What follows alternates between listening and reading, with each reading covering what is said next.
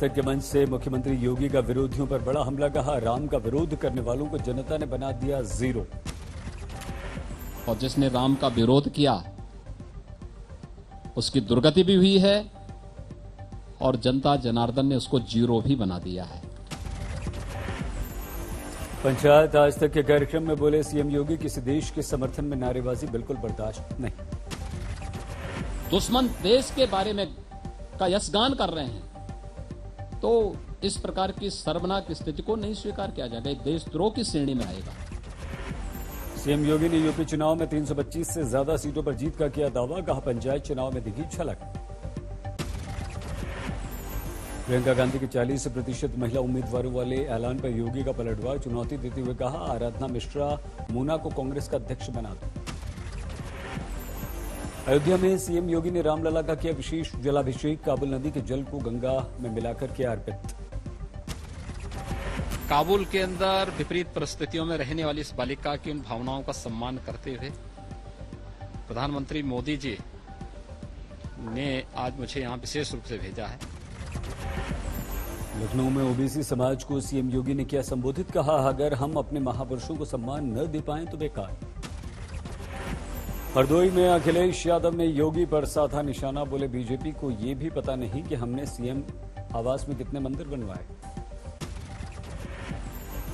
गोरखपुर में बीजेपी पर प्रियंका का वार, कहा 7 साल में गवा दी 70 साल की मेहनत। 70 साल की मेहनत इन्होंने 7 सालों में गवा दी है। योगी के गढ़ में प्रियंका गांधी की बड़ी प्रतिज्ञा, कहा मैं मर जाऊंगी जान दे दूंगी लेकिन बीजेपी के साथ कभी नहीं कर सकती गठबंधन। करके कह रही हूं मैं मर जाऊंगी जान दे दूंगी लेकिन उस भाजपा के साथ कभी मैं कोई मिलावट नहीं करूंगा। यूपी चुनाव के लिए आरएलडी ने जारी किया अपना संकल्प पत्र, युवाओं को 1 करोड़ नौकरी देने का वादा।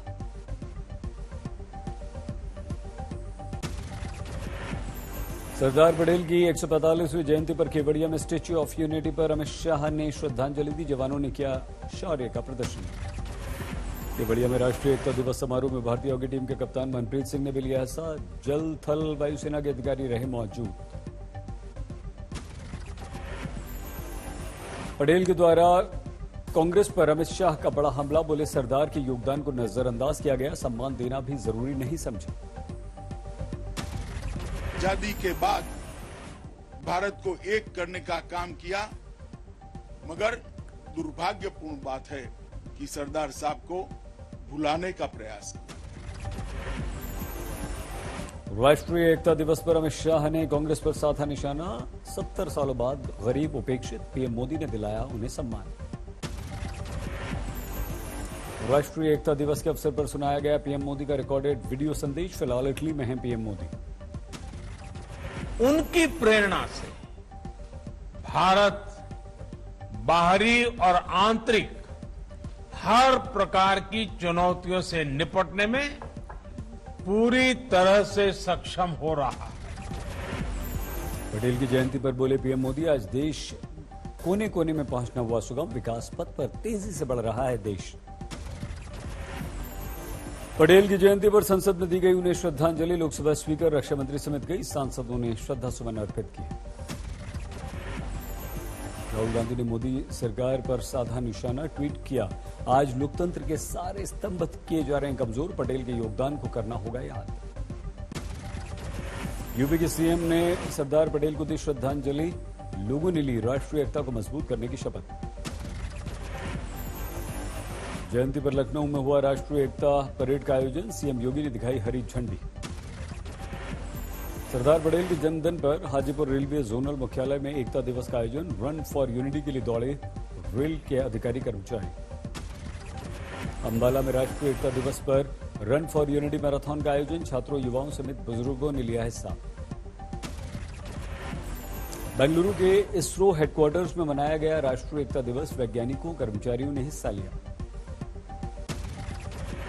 सीआरपीएफ ने श्रीनगर सेक्टर में राष्ट्रीय एकता दिवस पर पटेल को किया याद, देश की एकता अखंडता को और मजबूत करने का प्रण लिया। पन्ना में राष्ट्रीय एकता दिवस पर निकाली गई मोटरसाइकिल और साइकिल रैली, बड़ी संख्या में लोग हुए शामिल। पूर्व प्रधानमंत्री इंदिरा गांधी की पुण्यतिथि पर राहुल गांधी ने किया नमन। दिल्ली में शक्ति स्थल जाकर चढ़ाए श्रद्धा सुमन। राहुल गांधी ने इंदिरा को बताया नारी शक्ति का उदाहरण। ट्वीट करके लिखा, मेरी दादी अंतिम घड़ी तक निडरता से देश की सेवा में लगी रही। इंदिरा गांधी की पुण्यतिथि पर प्रियंका ने दादी के साथ बचपन की तस्वीर ट्वीट की। लिखा, आपका जीवन साहस, निडरता, देश प्रेम का देता है संदेश। पूर्व प्रधानमंत्री डॉक्टर मनमोहन सिंह एम्स से डिस्चार्ज। महीने की शुरुआत में हुए थे भर्ती। आतंकी साजिश से जुड़े मामलों में एनआईए का एक्शन। जम्मू कश्मीर से 2 गिरफ्तार। 20 दिन बाद पंच राजौरी राजमार्ग पर आवाजाही शुरू। पंच में मुठभेड़ के कारण बंद कर दिया गया था रास्ता। शहीद लेफ्टिनेंट ऋषि रंजन सिंह के परिजनों से बेगूसराय में मिले केंद्रीय मंत्री गिरिराज सिंह। नौशेरा सेक्टर में एलओसी के पास विस्फोट में हुए थे शहीद। राजस्थान के हनुमानगढ़ में 10 से 12 पाकिस्तानी गुब्बारे और बैनर मिले। पुलिस ने शुरू की जांच। पश्चिम बंगाल में बीजेपी को एक और झटका। राजीव बैनर्जी टीएमसी में लौटे। अगरतला में अभिषेक के सामने पार्टी की सदस्यता। टीएमसी में घर वापसी के बाद बोले राजीव बैनर्जी, बीजेपी में शामिल होना गलती थी। ममता को कहा थैंक यू। केरल पश्चिम बंगाल की खाली राज्यसभा सीट के लिए तारीख का ऐलान। 29 नवंबर को वोटिंग। बांकुड़ा में टीएमसी नेता की पीट कर हत्या। सत्ताधारी दल ने बीजेपी पर लगाया आरोप। गोवा में आम आदमी पार्टी ने लगाया जोर। कल पहुंचेंगे दिल्ली के मुख्यमंत्री अरविंद केजरीवाल। समीर वानखेड़े के एससी सर्टिफिकेट को उद्धव के मंत्री नवाब मलिक ने फिर से कहा फर्जी। कहा, मैं अपने बयान पर कायम। मैं अपनी बात पे कायम हूं कि वे एससी के सर्टिफिकेट पे फर्जीवाड़ा करके उस पद पे बैठे हैं। केंद्रीय मंत्री रामदास आठवले से समीर वानखेड़े की पत्नी और पिता ने शिकायत की। दिखाया अपने प्रमाण पत्र। बाकी है क्योंकि मैं अभी पिक्चर में आया नहीं हूँ। नहीं, मतलब नहीं, आपने बोला कि भाई पिक्चर अभी बाकी है, तो मेरा रोल अभी पिक्चर में बाकी है। मुंबई में एससी राष्ट्रीय आयोग के वाइस चेयरमैन अरुण हल्दर से मिले सचिन वालखेड़े। पूरे परिवार के साथ उनके घर पर जाकर मिले। वैक्सीनेशन को लेकर महाराष्ट्र समेत 12 राज्यों के मुख्यमंत्रियों से पीएम मोदी करेंगे मुलाकात। 2 नवंबर को करेंगे। कल वैक्सीनेशन वाले जिलों के साथ 3 नवंबर को पीएम मोदी की बैठक। 40 से ज्यादा ऐसे जिलों के डीएम्स से वीडियो कॉन्फ्रेंसिंग से करेंगे बात। भारत में 106 करोड़ से ज्यादा लगी वैक्सीन। नवंबर में डोर टू डोर कैंपेन। अब तक राज्यों और केंद्र शासित प्रदेशों को करीब 112 करोड़ दिए गए वैक्सीन के डोज। स्वास्थ्य मंत्री ने दी जानकारी।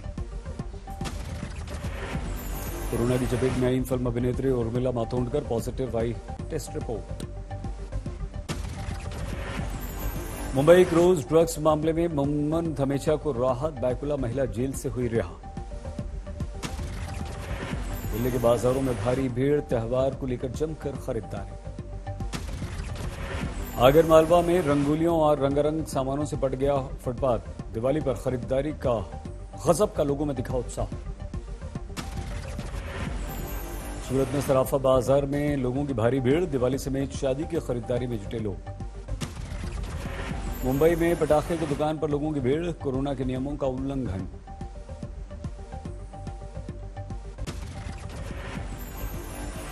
गया जिला प्रशासन ने छापे मारकर सील की पटाखा दुकानें। डीएम ने अपने शहरी क्षेत्रों में पटाखों की बिक्री और इस्तेमाल पर पूरी तरह से प्रतिबंध लगाया।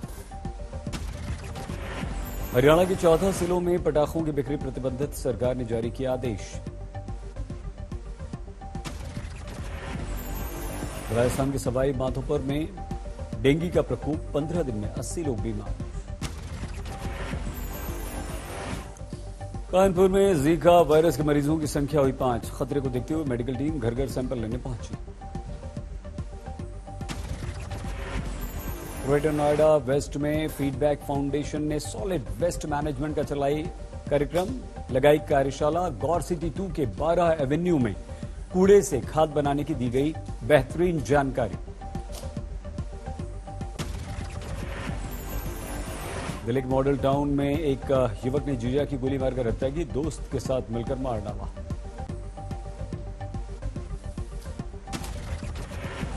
बिहार के बेगूसराय में पंचायत चुनाव के लिए बहू का चुनाव चिन्ह लेकर लौट रही सास और युवक की मौत, गुस्साए लोगों ने जमकर किया हंगामा।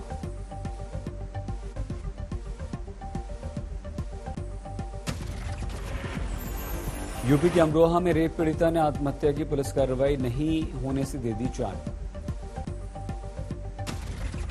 रायबरेली में अधेड़ महिला और किशोरी की हत्या, डबल मर्डर से दहशत।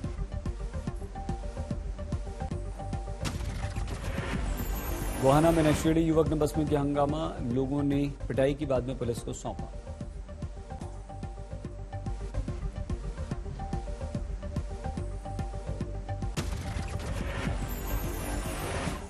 छपरा में स्टेशन से 5 बदमाश गिरफ्तार, नशा खिलाकर लोगों को लगा दिया करते थे चूना।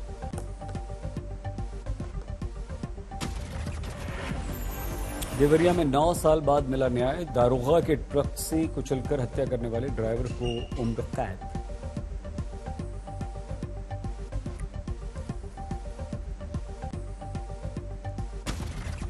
मुजफ्फरपुर में प्रेमी प्रेमिका की पुलिस ने कराई शादी, परिजनों की जगह पुलिस वाले बने बाराती।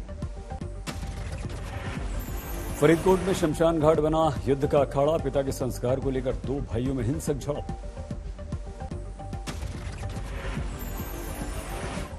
लखीसराय में महिला की हत्या से हड़कंप, पुलिस जांच में जुटी है। बिहार के अररिया में विदेशी शराब से लदा कंटेनर जब्त, चालक फरार। बिहार के खगड़िया में सड़क हादसे में एक शख्स की मौत, 1 घायल, बाइक और जुगाड़ की गाड़ी से टक्कर में हादसा। उत्तराखंड के विकासनगर में खाई में गिरी बस, 12 से ज्यादा की मौत, कई घायल।